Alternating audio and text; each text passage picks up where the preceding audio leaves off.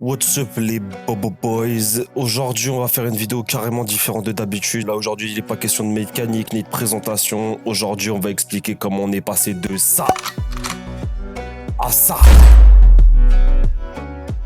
Bon visionnage. Faut couper la musique. Bon les gars, aujourd'hui on se retrouve pour une vidéo un peu différente de d'habitude. Là j'ai envie de parler, tu vois, voir un peu tout ce qui a été fait depuis le début de la chaîne. Ce véhicule, faut penser qu'il a été acheté 500 € par le mentor. Il y avait plein de trucs à faire dessus, sachant qu'il faut pas oublier qu'il avait 400 000 km. Le monteur il a acheté ça, il a refait pas mal de trucs dessus. Je vais pas tout le citer, mais il a refait des trucs, suspension, machin, tout ça, enfin voilà. Combiné fileté d'ailleurs, tiens. De base lui il comptait le garder, c'était une petite voiture comme ça pour se déplacer. Et à ce moment là moi je recherchais un véhicule, je voulais un 330D en E90, E91 je savais pas encore. J'ai cherché, j'ai tombé sur maintes et maintes merguez. Je voulais une voiture parce que ça faisait un moment que j'en avais plus.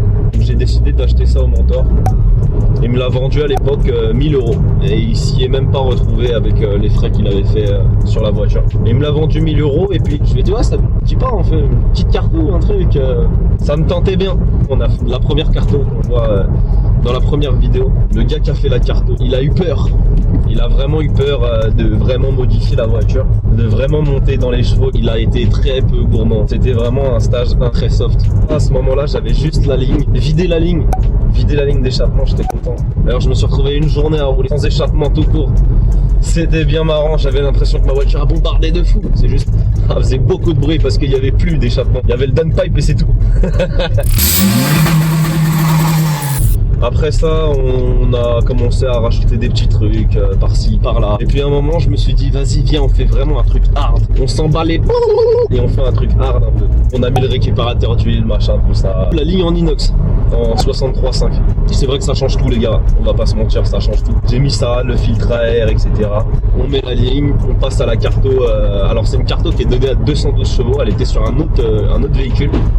Sur un Seat Leon avec quasiment la même config, donc turbo de 150 qui était d'occasion, et c'est ce pourquoi il a pété. En même temps j'ai acheté un turbo d'occasion de 150 à 150 €. Il m'aura fait, je sais pas, 3000 bornes. Peut-être un peu plus, je sais pas, mais il aura pas fait grand chose. Tout le monde s'en branle, moi le premier. On avait fait tout ça, et puis voilà que je me dis, vas-y, viens, on va acheter des jantes. Je pars avec madame et on va acheter des jantes, des Monaco Wheels. Je vais acheter ces jantes-là. Dans la soirée, je fume l'auto. C'est la vidéo qu'on a vue quand j'annonce que j'ai fait la carto et à la fin que je casse la distrib.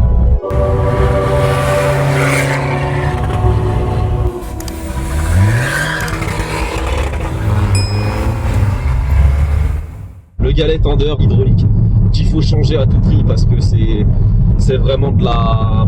Mais c'est de la merde. Faut vraiment changer ça parce qu'à partir du moment où tu commences à lui en mettre plein le viseur, tu vois, quand tu lui mets plein le viseur, le galet hydraulique ne supporte pas.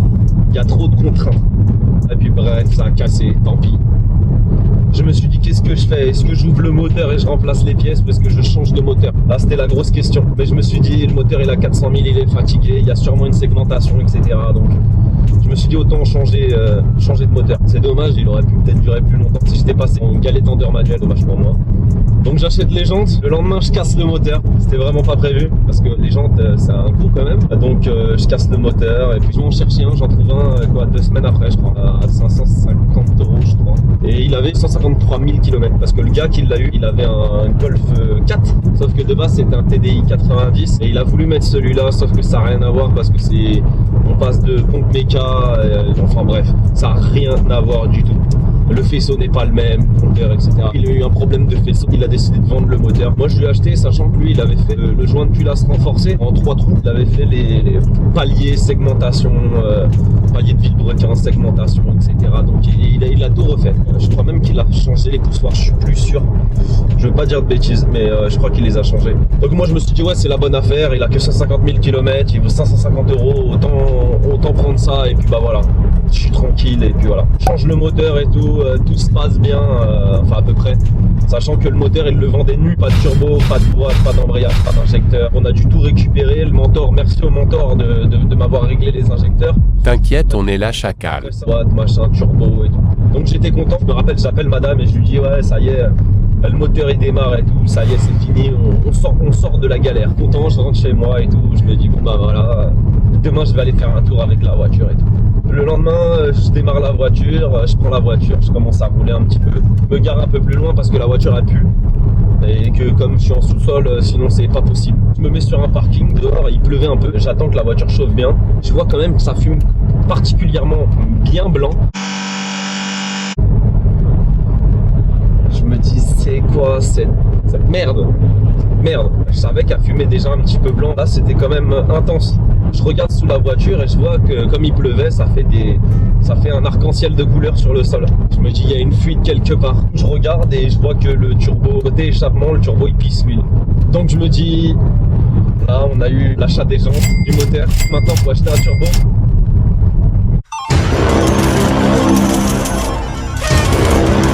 Déjà je ne refais pas deux fois la même erreur et j'achète un turbo neuf. Sauf que je me voyais pas racheter un turbo de 150 pour par la suite peut-être racheter un autre turbo un peu plus gros. Je me suis dit tant qu'à faire, j'achète un turbo, un 1756. C'est un turbo hybride. J'ai acheté ce turbo là et j'en ai eu pour, je dis pas de bêtises, 390 € plus la reprise de mon ancien turbo, donc le VB qui pissait l'huile. Donc j'ai acheté ça, on l'a monté et je me suis rendu compte aussi quand je démontais le turbo qu'il y a une autre tache d'huile quelque part. Je me suis dit c'est le joint speed de la boîte qui doit pisser. Et alors là, il faut refaire tomber la boîte, il faut refaire un embrayage et tout. J'avais la flemme. On observe un peu partout et on se rend compte que le carter d'huile qui est sur le moteur que j'ai acheté, il n'y a pas de sonde. Il n'y a pas la sonde de l'huile, du niveau d'huile. On se dit bon, on va récupérer le mien et on va foutre le carter d'huile que j'avais sur l'ancien moteur sur celui-ci. Je vois aussi qu'il a foutu pas mal de pâte à joint, ça déborde un peu de partout quoi. On démonte, je fais la vidange, etc. Donc l'huile en plus, elle avait quoi, 10 km. L'huile que j'avais mis quand j'ai changé le moteur, c'était de l'huile carter cash. Et j'ai considéré ça comme de l'huile de rinçage. On a enlevé le carter d'huile et puis je me rends compte en enlevant le carter d'huile que les vis n'étaient pas bien serrées. Les vis côté boîte étaient à peine serrées, voire il y en a deux qui étaient quasiment pas serrées du tout. Je me suis dit la fuite elle vient de là. L'huile coule vraiment au niveau où ce n'était pas serré. Petit café. J'ai même enlevé la crépine qui se trouve dans le carter d'huile, qui était pas mal de pâte à joint, donc il en avait trop mis. J'ai repris mon ancien carter que j'ai poncé pour refaire une pâte à joint propre que le mentor a fait, et merci encore à lui. Donc on a monté le turbo, on a monté le carter d'huile, et puis nous voilà dans la voiture avec 150 et quelques 1000 km. La voiture, je considère qu'elle est encore en rodage parce que ça faisait longtemps qu'elle n'avait pas tourné. Donc là j'ai fait actuellement 80 bornes avec. Je compte lui mettre encore quelques kilomètres avant de passer à la nouvelle carton, parce qu'il va falloir une nouvelle carton pour tout ça, parce que le 1756 ne réagit pas du tout de la même manière que le 1749. Donc on va pouvoir mettre un petit peu plus de pression. Là on était à 1 bar 9 de pression pour 2 bar 1 au pic, et puis là on sera plus à 2 bar 1 de pression pour 2 bar 3 en pic, peut-être un peu plus, je sais pas encore. Mais t'es pas net, non?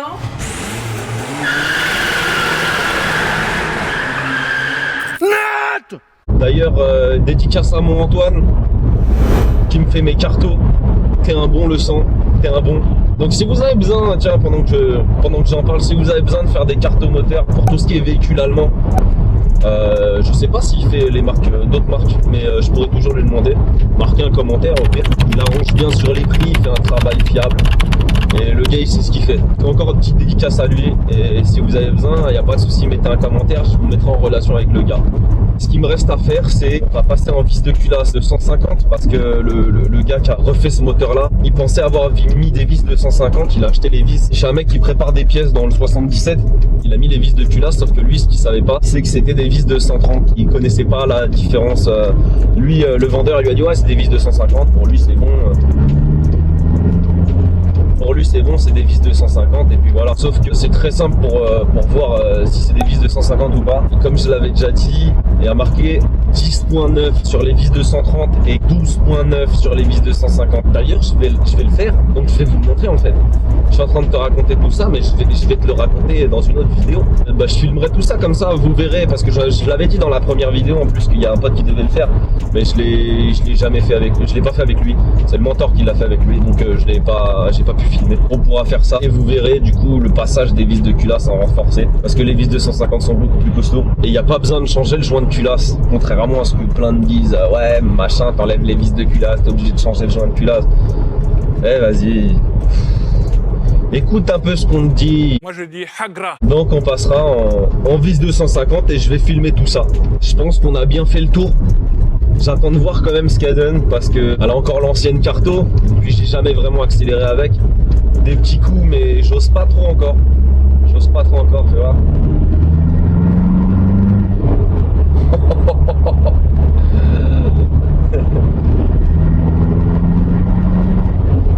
Je sais pas si on entend le bruit. En tout cas, ça siffle. J'apprécie. Ça fait plaisir d'être dans la voiture. J'ai envie de sortir le week-end, j'ai envie de me balader. Là, par exemple, je rentre du travail, j'ai envie de sortir. Paf, je prends ma voiture et je vais juste rouler. Là, je suis parti juste rouler. J'avais envie de conduire, tu vois. Et je pense qu'on est beaucoup dans le même cas. Les passionnés, des fois, t'as juste envie de prendre ta voiture et rouler. Tu sais même pas où tu vas, mais t'as envie de rouler. Donc là, je roule et je parle. Le projet, il est loin d'être fini.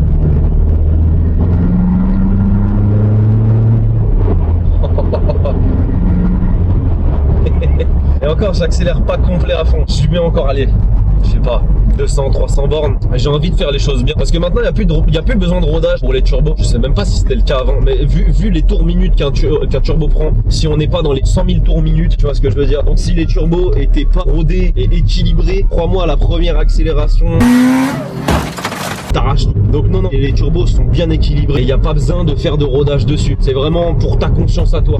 Juste ce que tu as à faire, c'est t'attends bien que la voiture elle chauffe avant de lui mettre des grands coups d'accélération. Tu le fais chauffer progressivement, t'accélères pas à froid, fais pas le débile non plus. Et à partir du moment où tu respectes ta voiture, normalement ça devrait bien se passer. Je vais faire ce petit rodage, parce que comme j'ai dit, la voiture ça fait longtemps qu'elle a pas roulé. Je me répète, ça fait longtemps qu'elle a pas roulé, donc j'ai envie de faire les choses bien et de roder la voiture. Une fois que tout ça c'est fait, on passe en vis de culasse 250 et on lui envoie la Carto. On va voir pour sortir à 230, 250. On verra ce que ça donne et puis on verra si on a besoin de régler plus ou moins. Et une fois que tout ça sera en place, on verra par la suite. Parce que je pense qu'avec 250 chevaux, si j'y arrive, hein, je dis pas, j'ai pas envie de faire le mec, tout ça. Je sais qu'il y en a, ils ont sorti bien plus que ça avec des 1756, mais on va voir progressivement. Je préfère être progressif que d'envoyer tout d'un coup et que le turbo il dégage, peu importe.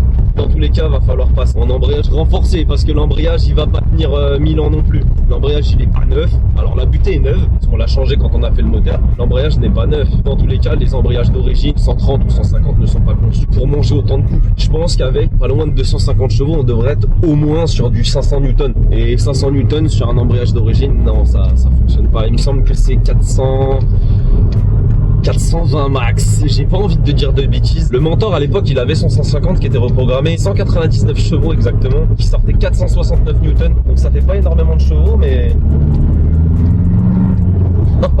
ça fait pas énormément de chevaux, mais le couple était là, les Newtons étaient là. Quand tu te retrouves avec quasiment 470 Newtons, c'est que ça marche déjà. Et il avait pas de pièces, hein. Il avait une ligne en inox, un filtre KN, la Carto, et je sais plus après, mais il avait pas mis de pièces à proprement parler en fait.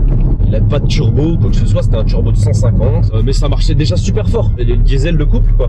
Après ça n'a rien à voir avec un BM, hein. Là le BM qu'il a le Mentor avec ses 750 Newtons.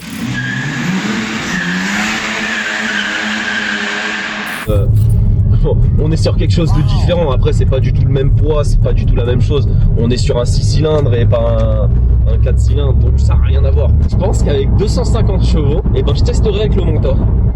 Filmera je crois, je sais pas, un truc comme ça. Sur route fermée, à Nürburgring, taillé. Ou alors sur l'autobahn. Parce que tu vois, on n'est pas des délinquants de la route. On respecte les limitations de vitesse, toujours respecter les limitations de vitesse. Il y a moyen que cette vidéo fera une vidéo entière, ce sera une vidéo genre vlog. Je me prends pour je sais pas qui à faire des vlogs, laisse tomber. Je pense que ça peut en intéresser certains d'avoir un avis sur tout ça, de voir les coûts, etc. Est-ce que ça vaut le coup, ça vaut pas le coup. Moi je pense qu'à partir du moment où c'est une passion, tout vaut le coup. Donc voilà, et puis bah On va se laisser là-dessus. Et puis bah on dit comme d'hab, pop and bang. Bang bang.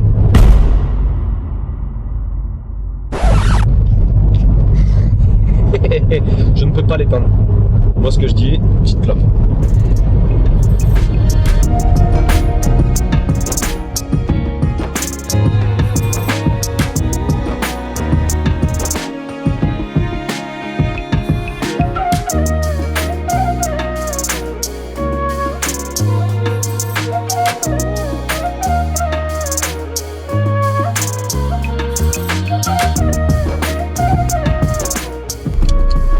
Allez, on se laisse là-dessus.